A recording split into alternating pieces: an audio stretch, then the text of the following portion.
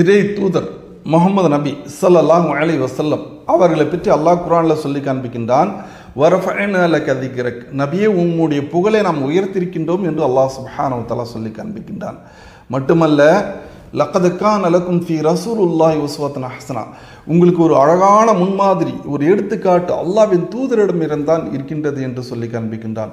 இன்னும் சொல்கின்றான், குல் நபியே நீங்கள் சொல்லுங்க, இன்குந்தும் துஹிப்பூனல்லாஹ், அல்லாஹ்வை நீங்கள் நேசிக்கக்கூடியவர்களாக இருந்தால் ஃபத்தபிஊனி, என்னை நீங்கள் பின்பற்றுங்கள், யுஹிப்புக்குமுல்லாஹ், அப்போதுதான் அல்லாஹ் உங்களே நேசிப்பான் என்று சொல்லி காண்பிக்கின்றான். நாம் நம்முடைய மனைவியை உயிரை போன்று நேசிப்போம், பிள்ளைகளை, பெற்றோர்களை எல்லோரும் உயிரை போன்று நேசிப்போம். ஆனால் இந்த தூதரிக்கின்றார்களே, அந்நபியு அவுலா பில் முஃமினீன மின் அன்ஃபுஸிஹிம், உங்களுடைய உயிரை விட மேன்மையானவர் என்று அல்லாஹ் சுப்ஹானஹு வ தஆலா சொல்லி காண்பிக்கின்றான்.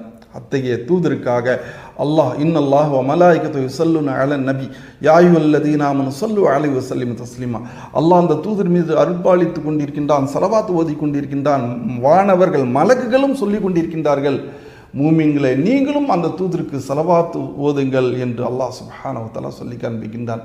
அந்த தூதருடைய புகழ் 24 hours பாங்கு ஓசையின் மூலமாக ஏதோ ஒரு மூலையில் அஷ்ஹது அன்ன முஹம்மது ரசூலுல்லாஹ் என்று சொல்லி அவருடைய பெயரை உச்சரித்து கொண்டிருக்கின்றார்கள் என்று சொன்னால் அவருடைய புகழ் உலகெங்கும் மேலோங்கி கொண்டிருக்கின்றது. அல்லாஹ் அவர்கள் மீது அருள் புரிவானாக.